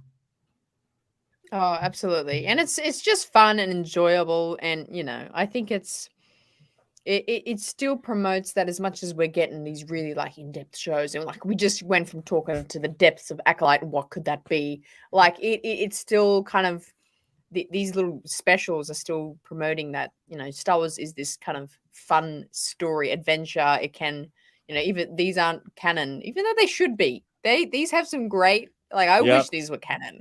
Yeah, it's neat because these are the first stories that are taking place after Tyros, the Rise of Skywalker, right? Yeah. So it's like, yeah. Up until the Star Wars issue number 25, which came out like last week, where it had a eulogy for Snap Wexley, the Lego Star Wars specials had been the only thing that crossed over past the events of the movie. So for that, I was like, yes, like we need more of this, like publishing or whatever on screen to go past those. Let's do it. Yeah, and it's like the last Lego special, or it was the holiday special, was just like, oh yeah, Rey's going around the galaxy and she's training Finn to be a Jedi. Like, this is what I wanted, guys. This is the content. This is the Star Wars content that I need. Yeah, and Lego is giving it to us. So yeah, so I'm game for whatever else they can do. And I mean, come on, Finn has not. I have to speak for Jordan here because I know he's a major Finn stan. I know he's super excited about this and having more Finn content in the pipeline. It's got to get him excited, and it's getting all of us excited. So another thing that's coming out August 5th, so not too far away. Like so is that next week? I think so. That is next Friday. Yeah, a week away. Dropping next Friday. That's great. Very much looking forward to that. And then something else that has come out, that came out like yesterday or the day before, was Light and Magic, the new docuseries by Lawrence Kasdan. Features a whole bunch of ILM legends. Got some new GL content in there. Yeah. And a lot of stuff. Has anybody seen this thing? Has anybody? I've seen episode 1. Oh wow. Okay, you're just shaming I've me. I've only seen up to. I haven't seen a single episode. I see how it is. Shaming me on my own show. How dare you? It's not like I haven't had any time to watch it myself. I could have just watched it myself. No, I'm really looking forward to it. Like, this looks great. I actually went to the panel for this at Celebration, and it was a lot of fun. Yeah. Oh, big time. Like, you've seen it. What do you think of it so far? Like, I was like, just like, documentary. ILM was like pretty influential. Like, this is gonna be interesting. Like, this is gonna be like fascinating. And like episode 1, and I wonder if you agree, Starruptor, but like episode 1, I was just like, there's so much information here. Yeah. Like, I thought I knew everything about the behind the scenes of Star Wars. Yeah. And there's just this like so much more information. And I'm like, oh my gosh, this is incredible. Like, it's like, I think, like, what's that? Empire of Dreams? Is that documentary? Yeah. It's like this massive, old school documentary. Like, I thought I learned everything in that. I'm like, okay, I could like run how Star Wars is just watching this documentary.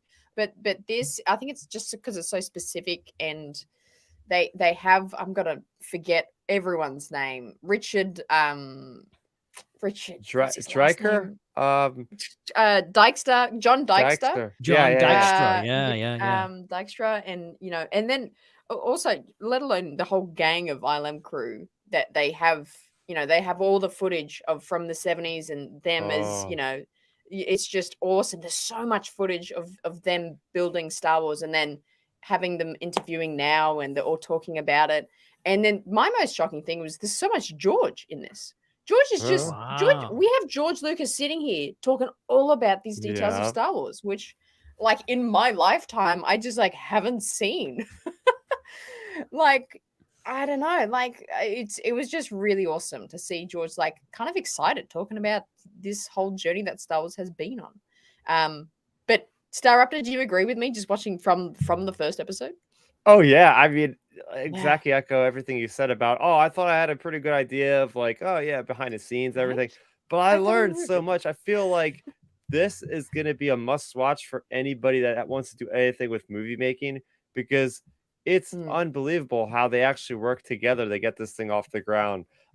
Everything from like everybody working on this, like how they had to pull all this help in, like everybody kind of had to know a little bit about the trade. Like if somebody knew about, how to work the camera, somebody also would know how to do model making. So they kind of all were in the same brainwave of like, okay, I have to make this to be able for that person to do this. Right. There's like, I love the idea of like when they did the model making, they were showing like the Millennium Falcon. And I never noticed this about the Falcon or any of the miniatures, but it's like they had to like design these things so it looked like everything worked. So they had like little like divots and wires that would go from like one electrical box to the other. I was like, holy crap, like they really did this. Like they went to like shops and they bought like bulks of all the army surplus like little model kits. Like they were buying them in bulk. And they're like, oh, if we want to make the X-Wings, we have to do this, this, and this. And the entire time they're showing this, they're showing like footage that I never seen before. It's like, how much footage do they have on Star Wars behind the scenes? Like this stuff has been going on for almost 50 years, and they're still showing us stuff that I've never seen. The fact that all these people are still living to this day. Everybody from Phil Tippett to Dennis Muren to John Dykstra, all these big names, and just the amount of passion you can take from these interviews and to seeing how all these people are just so interested. They were talking about how people loved to work on ILM. Like there was this one guy that was working at Disney, and he explained it, the different type of culture. I thought it was really cool. This is an older guy. Most of the people that were working at ILM were in their 20s at that point. This guy, he was working at Disney during the day. It was very like, buttoned up shirt, like everybody's like, on a specific schedule. Then he would go to ILM studios like in the back half of the day, and people would be like jumping down like airplane like extraction slides, like jumping into these like vats filled with cold water, just like having fun. So I thought that was funny how like the culture of like one company would be like completely 180 to the other. But oh man, and one thing that blew my mind the most was how they explained how the cameras worked. They explained how when they shot the ships, they had to create stuff from the ground up. They had to create like the motion camera that actually would make it look like the ship is actually moving when we're watching the movie. But the ship is stationary. It's really the camera that is actually like moving around to make it look like it's moving. And I was like, holy crap, that blew my mind. Cool. And I think it just perpetuates this. Yeah. It perpetuates this idea. Like I feel like everyone knows, oh yeah, like Star Wars is influential. Oh yeah, it was like really popular and it was like groundbreaking. But for some reason, I think it was like that technology was there. They were just the first to use it.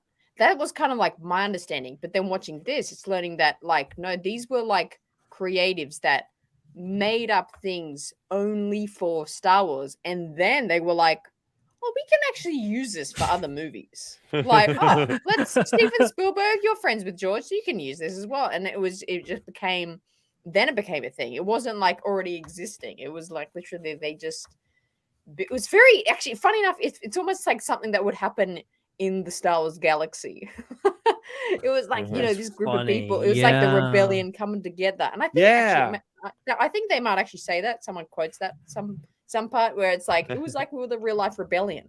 Like that's what it seemed like and what you kind of learned. But I love the one George moment in this, Hannah, when they're talking about like, oh yeah, like we were under pressure. We made like 2 shots of the movie. We made a special effects shot of the escape pod, and then a special effects shot of like the turret on the Death Star. And then George Lucas shows up and he sees what they got. They had 2 shots and they had 6 months left on the movie. And like he was talking to the camera in interviews like, yeah, I was angry. But he said it like so deadpan. It's like, yeah, you wanted to say a lot more than angry in that interview, but Disney wouldn't let you say that. Oh, it's so never seen George angry. Yeah, but I remember I was only about like, I think it was not long into watching the show and I tweeted like immediately. I was like, hey, everyone has to watch this. Like, it is just so fascinating. Like, just like what you said as well, Chris. It was like there's so much new footage. There's like I thought we've seen everything. At least we've got so many old just shots or clips or photos of George making Star Wars. But there was actually a lot of George content in this. A lot of George walking around the set and back what he was doing back then. There's a lot of that which is and that I just haven't seen before. Which what I appreciate too is like they put all 6 episodes up and they're all lengthy. Like most these episodes are all at least an hour long. So I'm probably gonna I'll be honest, I think what I'm gonna do with it is maybe watch one a week. And then by the time it's over, that's when Andor starts. So like, that it's so kind of smart. perfect timing. Yeah. A little bit of Star Wars so content each week on Disney Plus leading up to Andor, maybe. Smart. Now you've got me excited. Now I'm like, well, I've been sitting on this, man. I've made a huge mistake here. Now I know what I'm doing after the show. That's great. That's great. I'm glad that it's out there and heard so many good things. And the trailers were great. I'm like, another documentary about ILM and Star Wars. It's like, can this really be anything? Yeah. But then now you're talking and that's really exciting. exciting. And it's really what struck me too is it's really well produced. Like they have great overlays with music and stuff where it feels like it's upbeat. It's like, they're working hard on Star Wars. And it's like different moments where I'm like, oh, this is actually like really narrative. good. Yeah, it's a narrative. It flows. It really does flow. It's that's amazing. Fascinating. All right. Well, I'm excited. Go watch it. Go watch it. Assuming Chris and Dominic watch it, we will be talking about it next week.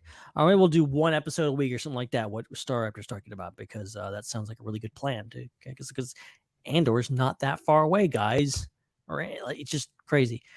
Lots happening. Time has no meaning anymore. It just flows on by. And here we are. Okay, so we're going to transition into another little segment that I like to call Ben looks longingly at something that he'll probably never get to buy, but here we go. Hot Toys has released their newest additions to their giant gorgeous figures, and the newest additions are a Obi-Wan Kenobi and a Darth Vader from Obi-Wan Kenobi. So get a load of this, baby. We got Obi-Wan in all his glory, lifting rocks. Love it. And then the kicker here is the Vader one, which is complete with the broken mask. Just gorgeous. Yes. Just incredible. Like, you can't, like, we make fun of Hasbro and all of their shenanigans with like, that doesn't look like Oscar Isaac, blah blah blah.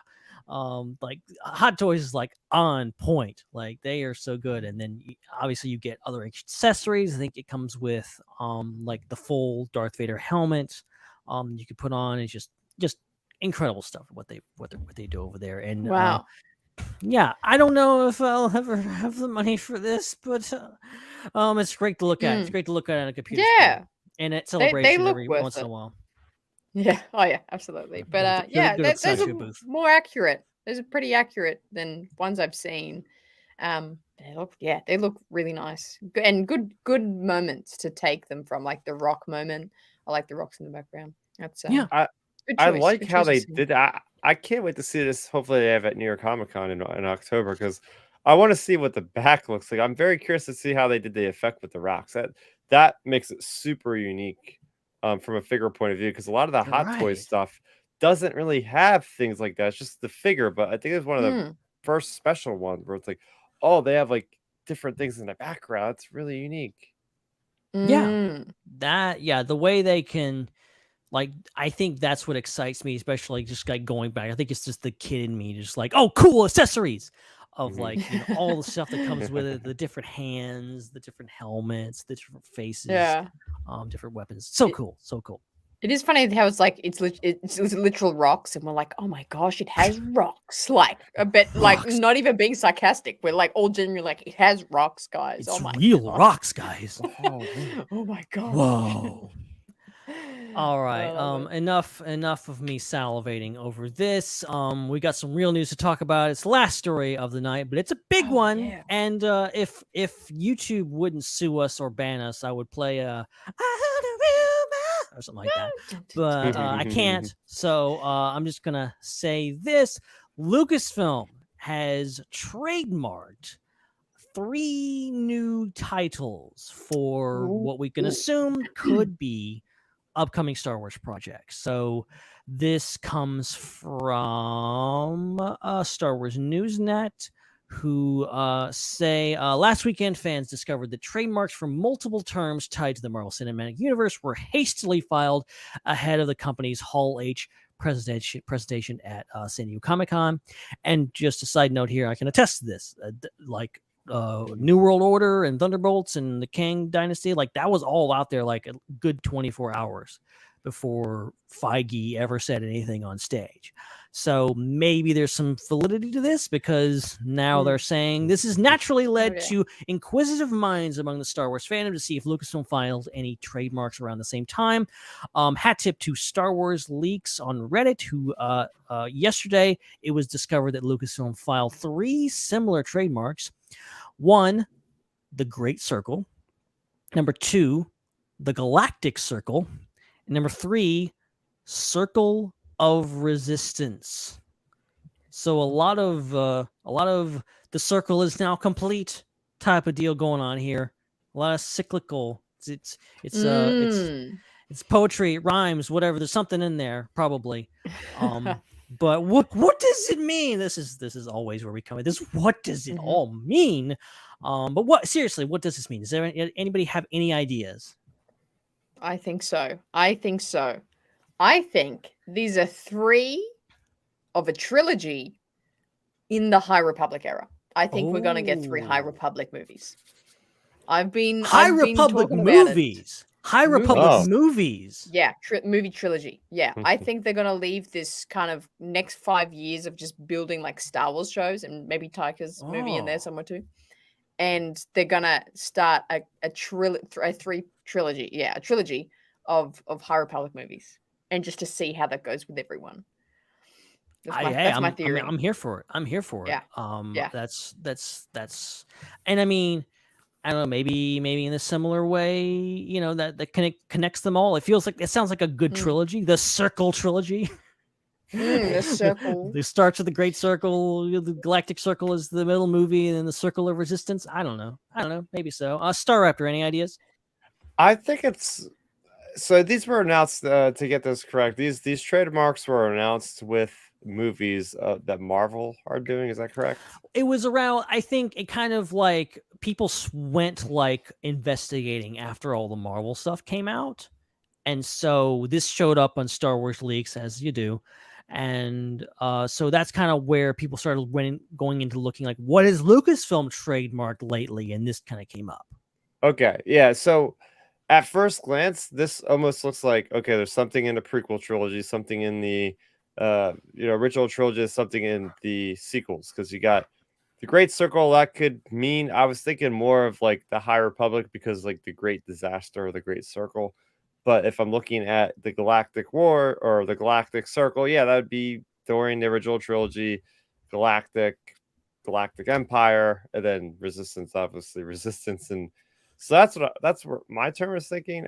I don't know. I'm thinking about like these could be books or something. Like I don't know. Like when they make trademarks, are these code names, or are these like legit what these things are going to be called when they're done?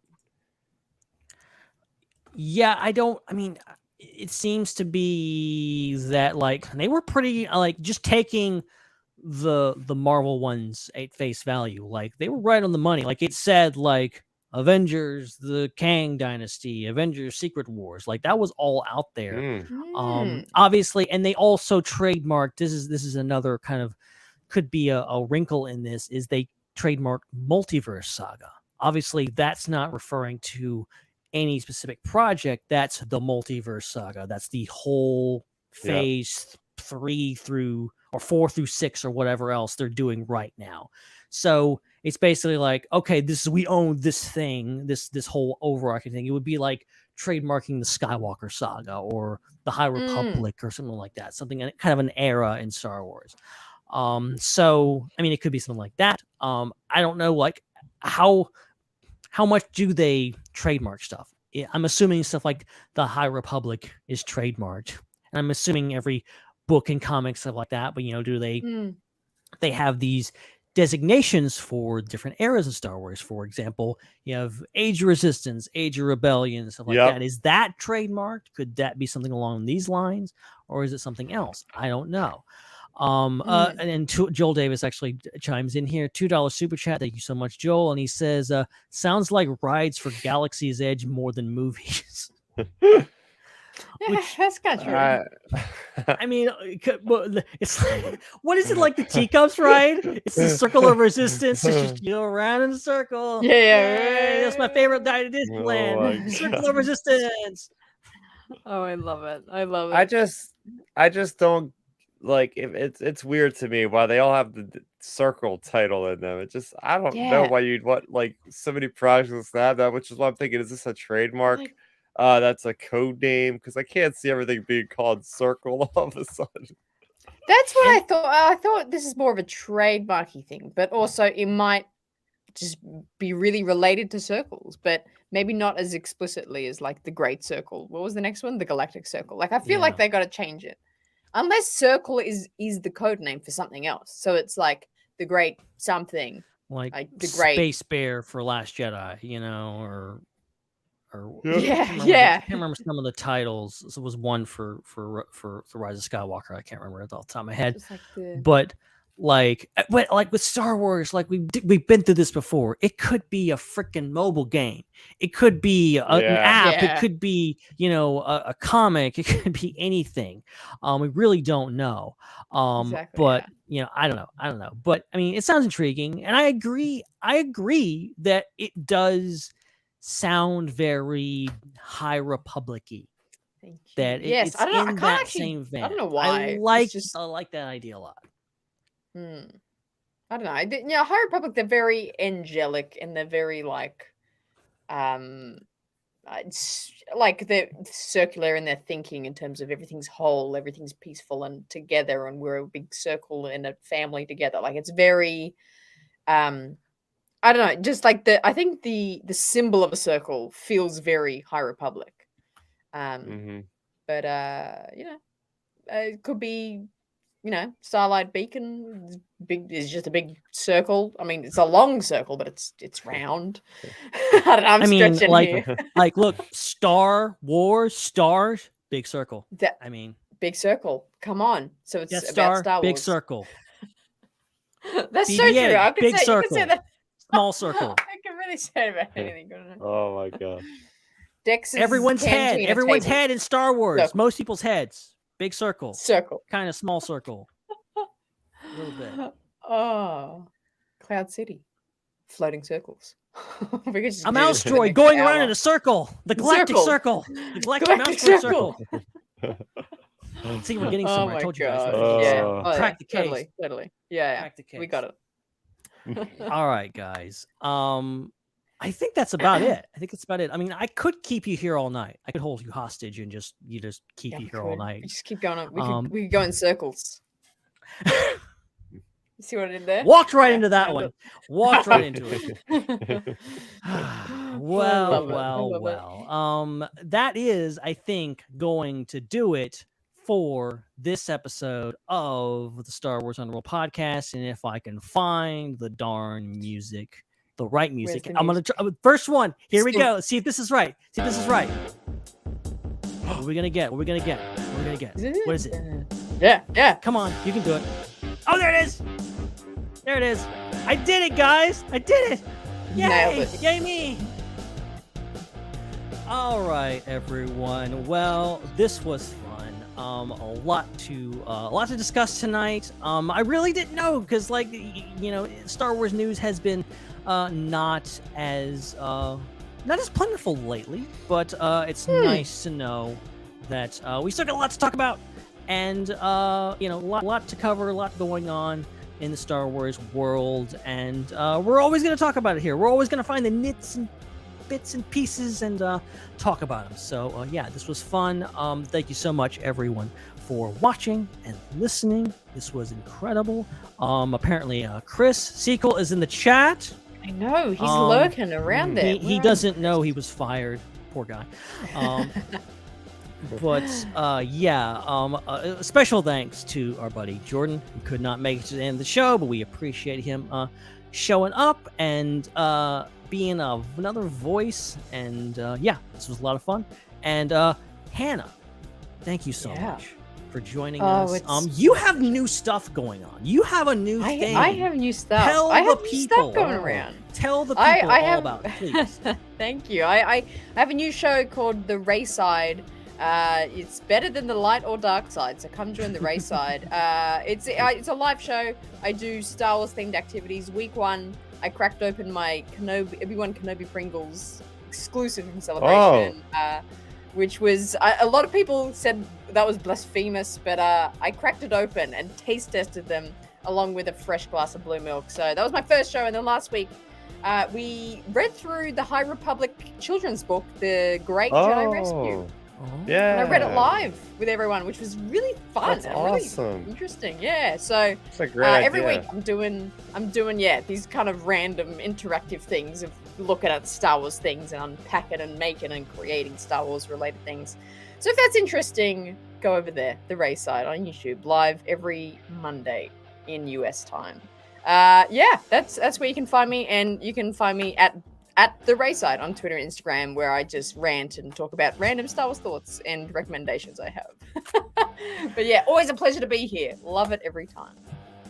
Thank you so much for joining us. And Chris Abbott, aka Star Raptor, feel free to plug everything, including the most recent episode, which I was on, just so you know. Yes, Ben, the Star Wars guy, was with us on my podcast called Outer Rim Transmission. We go live every Friday at 9 o'clock. So when you're not watching IPC that week, you can tune in to us. I know we kind of conflict with our schedules a little bit, but hey, we try to do what we can. Our time slot, okay? We were there first. You have no right, even though there's probably a million podcasts happening at the same time. How dare you, sir? It's prime real estate podcasting time. What can I say? Oh, I love it. But yes, we were talking last week on our podcast about what's coming out in the back half of 2022 with Ben. We talked, about the news and everything else. We do our little segment on what we're doing in Star Wars that week. So if you'd like to hang out, you can watch us live there. We also have the podcast feed. Just search Outer Rim Transmission. And also my YouTube channel, I've been reviewing the comics. This one right here is amazing, by the way. I know I put this on Twitter, but this issue number 3 of Obi-Wan Kenobi. If you are a fan of Clone Wars, you're gonna want to pick this one up, because I believe it has one of the best Clone Wars stories, period, in this thing. Ooh. It's awesome. Okay, you got me. It's on. The Battle of Abrian Bridge, if I'm pronouncing it correctly, is up there with the Battle of what is it called? The Dark Planet. Oh my gosh, Umbara. Umbara. It's up there with the Umbara arc, in my opinion. It's like, if you want a good clone, that's high praise, sir. Good clone story with emotion and stakes and surprises, then that's what you got to pick up. It's part of a mini series, but issue number 3 is really good. But yeah, you can find me on YouTube talking, as I just did, about comics and different things related to Star Wars. Sometimes I go out of the realm of Star Wars, but lately I've been kind of in that pocket. So there you go. You can find that on youtube.com/StarRaptor. Also on Twitter, talking about various similar things. Twitter.com/StarRaptor. And thank you once again for having me, Ben, on the podcast. And it was great talking to Hannah and Jordan as well for the first time. At least. I bet you guys a celebration, but I know. I was going to say, I've seen you in real life, but I've never spoken to you in a podcast. I love that. It's always the other way around. So it's been great. Oh, I love it. I love it. I love it. Well, thanks so much, guys, for joining me, for not skipping out on me and leaving me high and dry all alone. You should have just been a bench podcast. You should have just done it yourself. 2 hours of just No, Ben. seriously, You just no, filmed yourself. believe me, you know, like we canceled one show because I was gonna be the only one here. You did not. No, just don't. You don't even talk about it. Don't even. Imagine. Oh yeah, that's a nightmare I do not need. So yeah, this was another episode of the Star Wars Underworld podcast. Be sure to subscribe, hit the bell notification, whatever it is down there, comment, subscribe, all that stuff. Support us on Patreon, patreon.com/theswu. Send us feedback, swunderworld@gmail.com. I promise we will read your feedback eventually. In about maybe 3 to 6 years, I think. 3 to 6 years. We're just gonna have to like have one episode dedicated to like full feedback so we can get through all of it. But then like if we don't get to it at a certain point, Andor's gonna be here, then we're gonna have like loads of stuff to talk about. We won't have time for it again. So it's not good. It's not good, guys. We have to squeeze it in. So yeah, and be sure to rate and review and subscribe on Apple Podcasts, Google Play, Spotify, all of those places. Yeah, I think that's gonna do it, guys. Pleasure being with you guys. Pleasure having you. Pleasure having everyone in the chat, watching, listening. However you do it, we thank you. We love you, and we'll see you next week, this time, same place. But until then, may the Force be with you, and good night, everybody.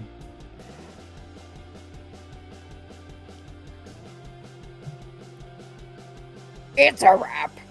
I was gonna say. Who's gonna say? Yeah, it? I wanted to get it. There you go. There you go.